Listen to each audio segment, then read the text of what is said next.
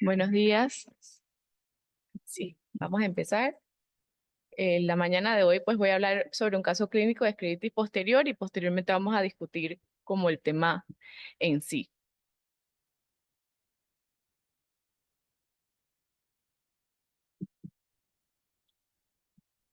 Me pasa la posición. Listo. Tenemos a un paciente que inició un cuadro clínico ocular a sus 37 años, esto fue en el 2020, de antecedentes oftalmológicos. Él tenía ambliopía del ojo izquierdo y sistémicos. Fue diagnosticado con psoriasis y artritis psoriática. Él se quejaba mucho de poliartralgias. Realmente en la parte de psoriasis nunca tuvo un diagnóstico por biopsia, sino más bien clínico. Y en cuanto a antecedentes farmacológicos, él tomaba metrotexate desde hace más de un año y medio. Él comenzó con episodios de disminución de agudeza visual, dolor y ojo rojo derecho, es decir, en su ojo bueno, en su ojo no ambliope. Fue diagnosticado con escleritis nodular anterior y él tuvo múltiples valoraciones que incluyeron visitas a cuarto de urgencias y luego con su médico que lo estaba siguiendo en ese momento. Recibió desde tratamiento tópico con esteroides, ciclosporina, tacrolimus, pasando también a esteroides sistémicos, siempre mejorando parcialmente. O sea, él refiere que en este tiempo tampoco nunca tuvo mejoría del dolor. ¿Ok? A su vez, fue valorado de forma simultánea de oftalmología, lo valoraba reumatología, uveitis y dermatología por la psoriasis. Le realizaron pruebas iniciales infecciosas y pruebas para descartar enfermedades autoinmunes, las cuales fueron negativas. De tratamiento le instauraron adalimumab desde julio del 2020 hasta octubre, eso fue más perdón, en octubre, durante 10 meses. Sin embargo, con este tratamiento obtuvo poca respuesta. Posteriormente lo pasaron a ciclos de ciclofosfamida e infliximab desde julio del 2022. Todo este tiempo sin lograr una disminución significativa de los esteroides, es decir, empezaban a bajarle los esteroides y vuelve y le subían los esteroides. Y persistía siempre el cuadro de dolor ocular. Su examen oftalmológico en todo este tiempo pues fue muy parecido en un ojo rojo doloroso, es así como se presentaba, con una agudeza visual en el ojo derecho que fluctuaba entre 20/20 a 20/60 y en el ojo izquierdo, que era su ojo ambliope, más o menos fluctuaba entre 20/100. Constaba a la bio, una hiperemia conjuntival y tenía una escleritis nodular fluctuante. En las historias clínicas sale a veces, tenía unos nódulos temporales, posteriormente unos nódulos nasales, y el polo posterior, según la historia clínica, pues era normal. Ya en octubre del 2023, él acudió a cuarto de urgencias por presentar, además del cuadro que pues siempre lo presentaba el ojo rojo y con dolor, además empezó a tener miodesopsias y se quejaba que estaba viendo menos. Su examen oftalmológico en ese momento, que fue valorado ya por retina, en esta primera ocasión, la agudeza visual del ojo derecho estaba 20/40, la izquierda 20/150, a la bio tenía una córnea clara, ya tenía cambios, una vascularización del limbo nasal y un nódulo epiescleral y escleral temporal con un gran vaso nutricio que tenía unas ramificaciones y el ojo izquierdo se encontraba normal. Al fondo de ojo se observó un disco hiperémico rosado con una excavación de 0,1, una retina con un cierto grado de palidez, desprendimiento coroideo temporal versus una masa coroidea y una hemorragia vítrea difusa. El ojo izquierdo no se encontraron hallazgos patológicos. En ese momento se le indicó una resonancia magnética, una angiografía, una tomografía y que fuera valorado por oncología. Esta es la imagen del paciente cuando le tomaron la angiografía de la parte del segmento anterior. Vemos cómo se ve este adelgazamiento ya escleral y este gran vaso. Ahí podemos ver también que en ese momento, pues el segmento anterior se ve relativamente normal, la pupila dilatada por completo, o sea, no se ven unas sinequias posteriores en esta, ni en la historia clínica, ni aquí en la imagen tampoco se observa. Esta es una tomografía que se la realizó en octubre, que muestra un edema macular significativo y vemos que también se ven estas pequeñas ondulaciones aquí y una coroides engrosada. Esta es la fotografía a color de la angiografía, donde se ve un disco con un grado leve de hiperemia, y aquí en la parte temporal vemos cómo se observan estos exudados y se forma aquí, no se logra ver tanto, pero es como una especie de relieve como si fuese una masa.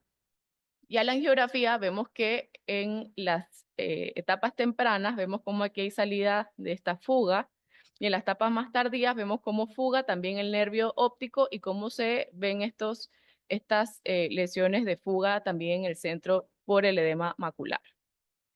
Además de estos exámenes, también se le realizó una resonancia magnética que reportó una hiperintensidad en T2 en ambos ojos. Ellos reportan tanto en el izquierdo como en el derecho, sin embargo, en el derecho era mucho más marcado y de diagnóstico le pusieron una escleritis, ojo derecho mayor que el izquierdo. Se le hicieron múltiples exámenes, aquí podemos ver la variedad de exámenes desde pruebas infecciosas, HIV, hepatitis, treponema, anticuerpos antinucleares, anti-LA, anti-RO, anti-SMIT, y todos estos fueron negativos. También se le hizo prueba PPD y fue negativo. Posteriormente, en febrero, presentó franca disminución de la agudeza visual. En ese momento estaba movimiento de manos y fue valorado donde lo encontraron en el fondo de ojo solamente una gran vitreitis que no se observaban más detalles. En ese momento fue hospitalizado para pulsos de esteroide y ya para este momento él lo había cursado antes con prediabetes, pero ya en febrero pues estaba también descontrolada por las altas dosis de esteroides que llevaba recibiendo. Le realizaron estudios de cualquier cosa que se les podía como ocurrir para tratar de descartar o buscar una causa y sobre todo una causa que el paciente no mejorara. Febrero de 2024 le hicieron una biopsia de seno maxilar, donde no se encontró nada relevante, tomografía de cuello, tórax y abdomen, que fue nada concluyente, solamente un granuloma apical que no tenía pues una correlación. Otra nueva resonancia magnética de órbitas y en esta ocasión pues en el informe de radiología pues reportan una imagen bilobulada en el plano axial con mayor definición comparativamente con el estudio anterior y ellos sugieren descartar incluso melanoma. Le hicieron también una ecografía que reportaba hemorragia vítrea versus vitreitis sin desprendimiento de retina en ese momento con un engrosamiento coroideo. Eh, y, y ya debido a la parte de como que era importante descartar la patología tumoral, se le realizó un PET scan que fue negativo, no se encontró evidencia tumoral. Se recomendó también angioresonancia de órbitas y cerebral, que fue pues normal. Y nuevamente una ecografía de control en marzo, que reportó un engrosamiento coroideo inferior, pero que estaba disminuida con el previo y ya entonces se inclinaba más hacia algo inflamatorio y ya definitivamente pues no pensaron en algo tumoral. En mayo fue hospitalizado y nuevamente en agosto, que esta fue su última hospitalización, ahí ya pues realizaron una junta médica debido al caso tan complejo, junta médica en el hospital entre reumatología, dermatología, oftalmología, y ahí decidieron entonces, debido a que el paciente tenía ya fue refractario a tratamiento desde metrotexate, adalimumab, ciclophosphamida, infliximab, deciden iniciar rituximab, que pues no era como la primera línea, sin embargo, por la pobre respuesta, pues se hizo la junta y se decidió esto, además con micofelonato. Y le dieron de alta con un diagnóstico pues de alta sospecha de inflamación mediada por vasculitis ANCA negativo. También en esa hospitalización le hicieron una biopsia de nódulo que no mostró pues nada debido a que la muestra era muy insuficiente.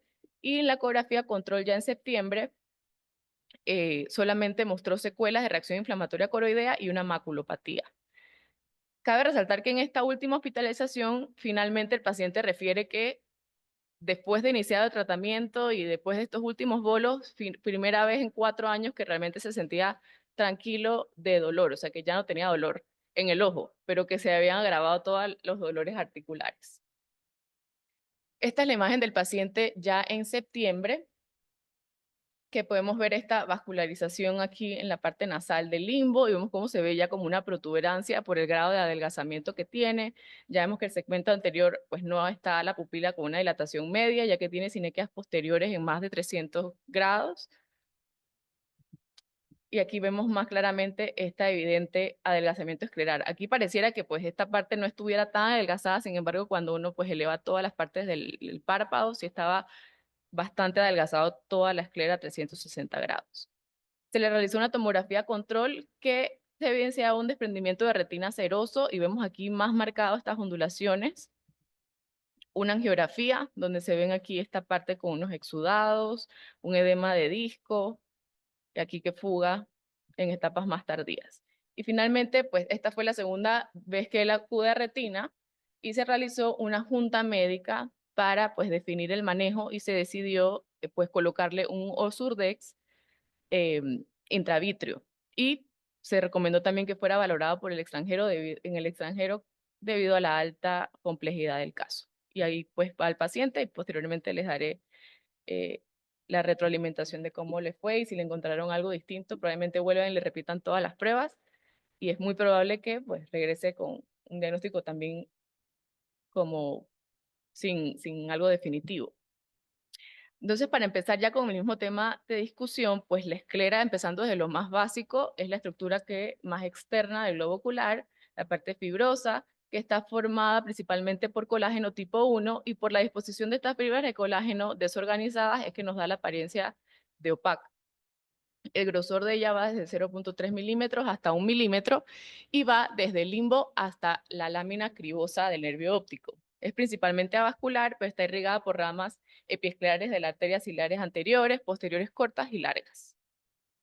Cuando pensamos en algo escleral, en una patología escleral, pues de una vez se nos viene a la mente dos grandes entidades, la epiescleritis y la escleritis, de manera general, y pues para repasar, las diferencias grandes entre estas dos, pues el inicio, normalmente la epiescleritis es más agudo, la escleritis suele ser un poco más gradual, la epiescleritis puede tener un dolor, pero no es tan discapacitante, en cambio la escleritis en general se manifiesta con dolor, fotofobia, pues no hay tanta en la escleritis, en la epiescleritis, en la escleritis sí, y en cuanto al manejo, generalmente la epiescleritis responde relativamente bien a esteroides tópicos, sin embargo, en la escleritis sí toca iniciar además tratamientos sistémicos, inicialmente tratar con AINES y si no con glucocorticoides. Y muchas veces estos casos de escleritis suelen requerir terapias adicionales con agentes, por ejemplo, biológicos o oradores de esteroides. Cuando ya hablamos de la misma clasificación en escleritis, la vamos a dividir en dos grandes grupos. En una escleritis anterior, que esta se subdivide a la vez en escleritis anterior difusa o nodular o necrotizante, y la necrotizante la vamos a dividir con inflamación y sin inflamación. Y en la otra rama entonces está la escleritis posterior. Hay un término que se utiliza también que es una panescleritis, pues cuando está involucrada tanto la parte anterior y la parte posterior. En cuanto a la patología, sobre todo la parte no infecciosa, pues esta va a estar mediada por el sistema inmune, donde van a afectar pequeños vasos en la esclera, y el mecanismo de acción el mecanismo de cómo afecta, pues va a variar según el tipo de escleritis y la enfermedad a la que esté asociada la misma. Va a ocurrir una infiltración de las células inflamatorias en la esclera y en la epiesclera, promoviendo entonces una liberación de citoquinas inflamatorias y moléculas de adhesión intracelular. En cuanto a la escleritis nodular, normalmente la respuesta va a ser más específica y significativa, ya que esto tiene un daño mediado por anticuerpos, que es una reacción de hipersensibilidad tipo 2, y también se va a dar depósitos de complejos inmunes con una respuesta de hipersensibilidad tardía, formando entonces esta inflamación granulomatosa en la esclera. Si hablamos un poco de epidemiología, pues en datos de Estados Unidos, que son como los que más tienen en orden esta parte de datos estadísticos, la incidencia varía desde 3.4 a 4.1 casos por 100.000 habitantes, con una prevalencia de 5.2 en 100.000. En general, en los adultos es más frecuente en mujeres, con una edad media de 45 años, y de los tipos, esto es en escleritis en general, y en escleritis anterior no necrotizante es el tipo de escleritis más frecuente. La escleritis posterior está reportado más o menos en un 20% de los casos, siendo de las más raras formas de escleritis. Y en los adultos mayores, la más frecuente es la tipo necrotizante. En adultos, la escleritis posterior es más frecuente, es más rara, sin embargo, en los niños es la principal causa de escleritis. Se han hecho estudios con series de casos con niños menores de 16 años, siendo esta la principal causa, y se han reportado casos de escleritis desde los 7 meses, y muchas veces estos pacientes han sido, pues, se han confundido en el diagnóstico, pues, pensando en una endoftalmitis o incluso en una celulitis. Y aquí en este cuadrito que resume un grupo de serie de casos de pacientes y donde podemos ver la frecuencia de cada tipo de escleritis, aquí vemos posterior que pues varía bastante, que va desde el 2% en esta serie de Watson y acá hasta un 17% en Ratman y colaboradores. O sea que es bastante variable, sin embargo vemos comparándolo con todos los números que es menos frecuente. Cuando hablamos de escleritis y de pie escleritis, pues también vamos a hacer una asociación como buscar causas sistémicas porque muchas veces está relacionado a una enfermedad, una asociación sistémica. Se reporta hasta aproximadamente 50% de las enfermedades sistémicas, pero este riesgo va a estar asociado al subtipo de escleritis. Normalmente estos casos de estudios grandes se reportan en hospitales de tercer o cuarto nivel, sin embargo, cuando nos vamos a centros no terciarios, se reporta un número más bajo de asociación, hasta un 36%. En cuanto a las enfermedades sistémicas más comúnmente asociadas está la artritis reumatoide, la granulomatosis con poliangitis, la policondritis, la poliartritis nodosa y el lupus eritematoso sistémico. En cuanto a la artritis reumatoide, se asocia desde 10 a 19% a pacientes con escleritis. Sin embargo, los pacientes que ya tienen escleritis, de 0.2 a 6.3% presentan en algún momento una escleritis. Generalmente esta escleritis se va a dar en los pacientes después del diagnóstico de artritis. O sea, un paciente ya tiene artritis y después le da escleritis. Y en el tipo de escleritis, el más frecuente que se ve es el escleritis necrotizante, de 70 a 95% está asociado a artritis reumatoidea. Hay estudios también retrospectivos donde sí se ha evidenciado la escleritis como primera manifestación de la enfermedad, o sea, es decir, que todavía no tenían diagnóstico de artritis, pero este número es menor, es de 38.7. También podemos tener escleritis secundaria a vasculitis, que el fenotipo y la clínica suele ser más severo y el curso también suele pues más agresivo y esto pues podría corresponder con el final diagnóstico que pues tuvo este paciente por parte de reumatología. En cuanto a la granulomatosis por poliangitis, que anteriormente era llamada de Wegener, es la causa más común de la vasculitis asociada a escleritis. También la escleritis asociada a poliarteritis nodosa puede tener un curso similar a esta, pero con menor grado de asociación sistémica. En cuanto al lupus, es realmente infrecuente, sin embargo, cuando se encuentra una relación de escleritis y lupus, esto nos habla de un mal pronóstico de la enfermedad, o sea que el paciente tiene un deterioro grande de la enfermedad. En cuanto a la artritis por HLA-B27, varía según la causa, es la segunda causa de escleritis. Y por último, tenemos también las escleritis causadas por fármacos, que es raro, y entre los fármacos mayormente asociados están los bifosfonatos. También se han hecho reportes de uso de topiramato, procainamida y etanercept. Ya entrando entonces a la parte clínica, cómo se nos manifiesta un paciente o cómo llega a la consulta un paciente con una escleritis posterior, pues las manifestaciones son a veces poco específicas y esto es lo que va a hacer difícil a veces el diagnóstico o que nos puede confundir en el diagnóstico.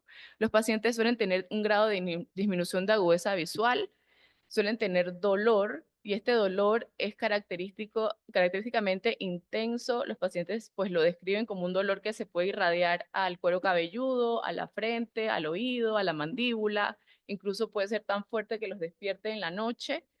Sin embargo, cuando se revisan todos los reportes de casos, hay un grupo de pacientes, hasta un 30%, que pueden no tener dolor. O sea que tampoco que si no tiene dolor, no podemos descartar escleritis. Y si tiene dolor no lo podemos tampoco asegurar porque hay pues otras causas. En cuanto a, incluso se han hecho reportes donde los pacientes con escleritis posterior van asintomáticos en cuanto a la parte del dolor. En niños, como ya mencioné, la causa más común de escleritis es la posterior. Sin embargo, cambia comparándolo con los adultos. En los niños es más frecuente en varones y tiene menor asociación sistémica y generalmente el cuadro clínico también va con mayor edema de disco. La uveitis anterior concurrente es frecuente, hasta 59% de los casos y 67% en otros estudios se ha reportado y esto pues es lo que vemos en nuestros pacientes que al final no la tenía, probablemente la tuvo en algún momento incluso simultánea, pero sabemos que tiene tanto escleritis anterior como posterior.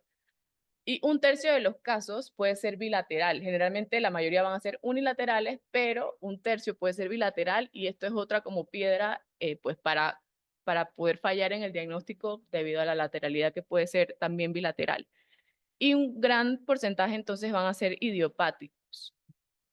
Esta es una tabla de las características clínicas de una serie de casos donde vemos que el dolor era lo más frecuente en cuanto a síntomas y la quemosis y conjuntival pues era la más parte en la parte clínica de signos. O sea que de la diferencia de este 64% pues no tenían dolor y esto pues es importante tenerlo siempre presente. Un 12% de los pacientes pueden presentar este tipo de presentación que es una masa escleral y esto cuando ustedes ven esta imagen ahí, probablemente si pues no tenemos esta presentación reciente, uno piensa, lo primero que piensa es una tumoración y esto hace que sea un reto diagnóstico. Aquí podemos ver cómo se ve esto aquí sobrelevado con un exudado asociado y esto nos puede hacer sospechar de tumoración. Aquí también se ve una hiperemia del disco. Y estos pacientes, muchos reportes son de escleritis posterior que fueron diagnosticados luego de ser enucleados. Es decir, que pacientes tenían una imagen así, lo enucleaban, hacían la biopsia y al final pues era una reacción inflamatoria y una uveitis posterior debido al diagnóstico, a la falla en el diagnóstico. Aquí vemos otra imagen. Aquí también se ve ahí ustedes no ven mi flecha. Bueno, ahí vemos en la parte superotemporal cómo se ve un desprendimiento de retina exudativo localizado, vemos que hay poco de hiperemia en el disco y vemos aquí por esta acumulación de líquido seroso en el espacio subtenoniano, vemos en la imagen inferior de la ecografía cómo se ve esa imagen de T por delante de ahí de la coroides, cómo se ve esa imagen que es pues que podemos encontrarlo en los casos de escleritis posterior y más adelante voy a hablar un poquito más sobre eso. También podemos evidenciar en el fondo de ojo en algunos pacientes estos pliegues, llamados pliegues coroideos. Podemos tener desprendimientos coroideos y vemos que en esta parte aquí la mácula, o aquí esta parte no está en la mácula, sino acá, pero podemos ver que como toda la patología está de un lado, así que este paciente probablemente no va a tener disminución de la agudeza visual, así que hay que buscar eh, pues este desprendimiento. No va a ser tan evidente como en la primera imagen que mostré y también podemos tener estas estrías aquí retinianas. Esta es otra imagen de un aspecto de una escleritis tipo nodular. Vemos cómo se ve esta exudación subretinal. Aquí es más evidente este signo de T y cómo en la tomografía se ve esta imagen como si fuera algo de una tipa masa, pero es un gran exudado que tiene y que me hace una deformidad de las capas de la retina, me las empuja. Este es un paciente con escleritis posterior. Vemos aquí también un componente de vitreitis importante. Esto es previo al tratamiento. Aquí en esta imagen no se ve tanto una imagen nodular o de masa, porque también puede ser difuso. Y vemos aquí que cursó concurrentemente con una escleritis anterior, con un componente de uveitis anterior importante. Esta es otra imagen. Este paciente tiene una escleritis. Aquí vemos un nódulo eh, escleral anterior. Vemos claramente cómo se ve la imagen de T en la ecografía y vemos aquí estas grandes hemorragias peripapilares con borramientos de los discos y un gran exudado asociado. Es importante saber que estos pacientes también pueden cursar con oclusiones debido al grado de edema del disco, pueden hacer oclusiones tanto de arteria como de vena y se han reportado casos de escleritis posterior con asociado oclusiones. Otra de las manifestaciones clínicas, pues está el glaucoma secundario de ángulo cerrado y su mecanismo es que se da una rotación del cuerpo ciliar por un desplazamiento anterior al diafragma porque se edematiza el cuerpo ciliar. Podemos también tener desprendimiento coroideo anular, incluso oftalmoplejía. En cuanto a los exámenes auxiliares, pues la ecografía es de gran utilidad. Es un estudio pues rápido, accesible, no invasivo y es pues uno de los más útiles en escleritis posterior cuando de una vez se sospecha. Vemos esa imagen característica de signo de T, sin embargo, eso es como lo que siempre se nos queda, pero cuando uno revisa la literatura, pues no es que es tan frecuente, no es que sale en el 95% de los casos, solamente en el 41% de los casos podemos encontrar este signo evidente de signo de T. La angiografía fluoresceínica también pues nos va a dar un apoyo, sobre todo para descartarnos otras patologías, por ejemplo, si sospechamos una coridopatía, pero ya vemos que en la angiografía está fugando ese nervio, pues ya no vamos a pensar en esta patología. a ver casos de descartar vasculitis, pues también es importante y es de gran apoyo. La tomografía de coherencia óptica, sobre todo, que vemos en esta parte de aquí, vemos cómo hay un desprendimiento de retina seroso aquí pequeño, pero vemos estas ondulaciones y pues se reporta que esas ondulaciones son más características cuando viene a escleritis. Si estamos pensando en otra causa, pero encontramos eso y vemos un paciente que además tiene signos que ha tenido una inflamación anterior, pues eso nos hace orientarnos más hacia un diagnóstico de escleritis posterior. También la resonancia magnética es útil, ya que es muy como específica para evaluar tejidos blandos y sobre todo para evaluar también un componente de la órbita. Hay veces estos pacientes se pueden confundir incluso con un tumor, un pseudotumor orbitario y esta pues la resonancia sería de apoyo y obviamente también si estamos pensando inclinándonos en una patología tumoral, pues también es importante descartarlo, también hay que realizarlo. Y esta es una tablita pues resumida. Normalmente las pruebas más específicas no quedan tanto en oftalmología, probablemente son más como o de uveitis o de ya el reumatólogo como tal, porque son pruebas mucho más específicas, a veces más difíciles de realizar. Pero esto es como un resumen de las pruebas según la patología que se sospecha, cómo ir pidiéndolas y buscándolas para descartar pues la asociación sistémica como tal.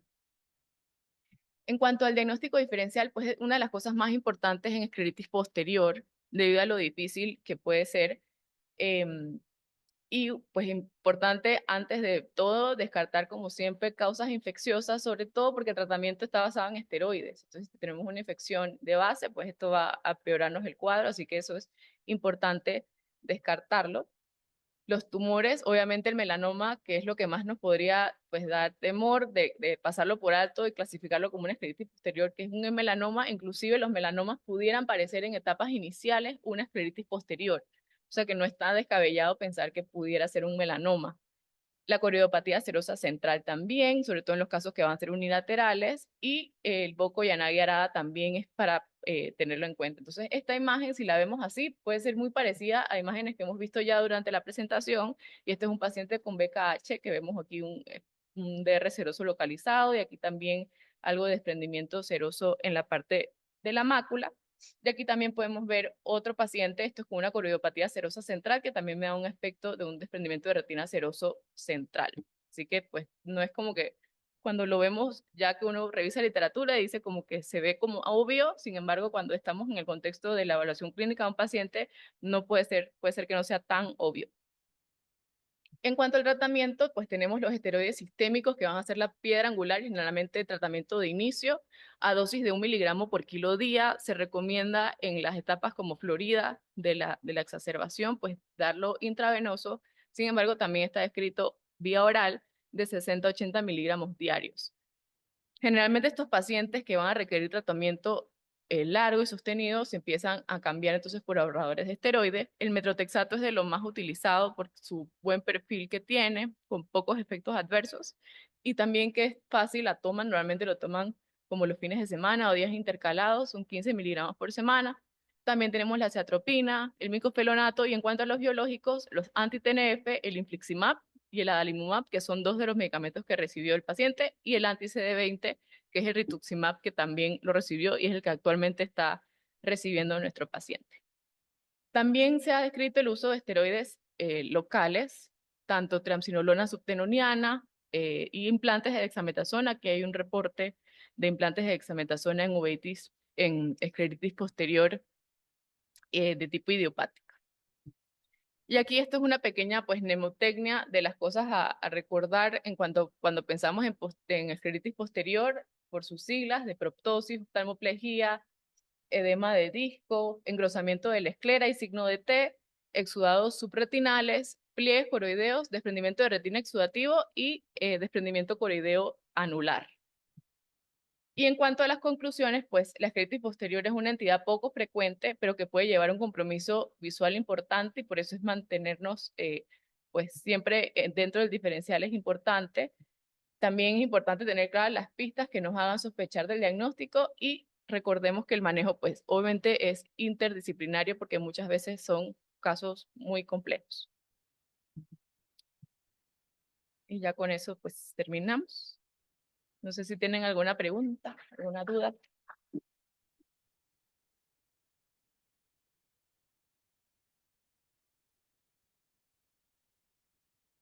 Muy bien, Prisi. Sí, ese caso de ese señor es una tragedia. No es el típico, ¿no? O sea, no es. De hecho, la ¿No? presentación de él no es la presentación usual de una escleritis posterior, porque suelen responder, pero él ha sido un poco más severo. Vamos a ver qué dice la doctora Goldstein, pero efectivamente lo que tú dices, después de que uno ve esto, es como queda asustado, pero realmente no es tan usual. Yo he visto muy poquitas. Entonces no es como el primer diagnóstico que tenemos que pensar, sino hay que descartar primero BKH, tumores, o sea, pasar por todo antes de llegar a las escleritis y sobre todo infecciones, porque si es todo el esteroide que hay que darle, si no descartamos bien infecciones, pues ahí es donde uno falla. Tú ya hablaste bien de cómo diferenciar la escleritis de la episcleritis, que ese también es una confusión, por lo menos como lo escribimos mal muchas veces.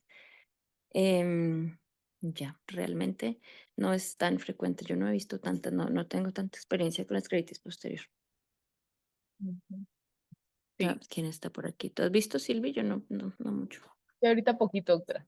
Fueron, que al final no le escuché el último que dijo es que estamos aquí luchando con ¿Con el sistema? el No, audio que de... las infecciones, lo importante de primero descartar infecciones antes de empezar a Ah, darles esteroides altos en cualquier cosa, ¿no? Primero siempre infección. Porque ujú. no es tan frecuente, o sea, no es muy usual una escleritis posterior. No es que sea un diagnóstico de exclusión, pero casi, o sea, es de lo último. Y muchas veces, o sea, uno escribe indiscriminadamente epiescleritis o escleritis, y la verdad es que sí son muy diferentes, sobre todo por la connotación sistémica, porque es que una epiescleritis sí puede ser de una vez en la vida y ya, pero una escleritis sí, sí o sí hay que estudiarle la parte sistémica. Sí, así es. Sí, yo tampoco he visto muchos. Me acuerdo que tuve uno en la residencia y fue también muy complejo de manejar. De hecho, pues como era hospital, entonces hacíamos juntas con reumatología, pero uno quisiera encontrarse con lo que describo, pues Prisa ahí en ecografía con el signo de la T y realmente no es tan de libro cuando se presentan. Ujú. Y pues también muchas veces le pasa a uno que a veces salen IgGs positivas, entonces también está la duda de qué tratamiento iniciar y si sí será o no será inflamatorio. Eh, sí, es complejo. ¿Nos cuentas cómo sale el caso? Sí, yo les digo. ¿Cuán- ¿Alguna otra? ¿Cuándo es que viaja el señor? Dice que a finales de este mes, o sea, ya como el 20 y algo me dijo. Bueno. ¿Le pusieron el Osurdex al fin? ¿Diga? ¿Le pusieron el Osurdex al fin? Ah, sí, sí, se lo que no se escucha aquí bien, estoy ¿Y quién sorda. le tocó? ¿No le tocó a Silvi? ¿Al fin? ¿A quién se lo puso y Bueno, por dónde se se lo lo puso el pusieron? doctor Castro. Incluso, Ok. como, no, eso lo que sí fue que ese momento cuando se puso, ese paciente tenía pues todo ese adelgazamiento y un ojo súper sensible y pues no habían puesto como autorizado la parte de la sedación. Entonces eso también Le es importante. dolió. Sí, se murió. O sea, dice que fue horrible, que lloró, o sea, al paciente le dolió mucho. Así que eso es otra parte a considerar también, pues que cuando tenemos un paciente con escleritis y vamos a poner un tratamiento, pues como sobre todo Surdex, pues que tenga algo de sedación o al menos pues lidocaína infiltrada, porque sí, Ay, sí, qué le pecado. dolió el triple que a un paciente sano. Ah, bueno. Yo pensé que le iba a tocar a Silvi. Qué pecado. Bien, pero Un no, regalo ahí. no. Por un, Otra herencia, otra herencia. Ajá, ajá. por un día no le tocó. Bueno. Ah, bueno, muy bien, Prisi. Muchas gracias. A ustedes, muchas gracias. Hasta luego. Buen día.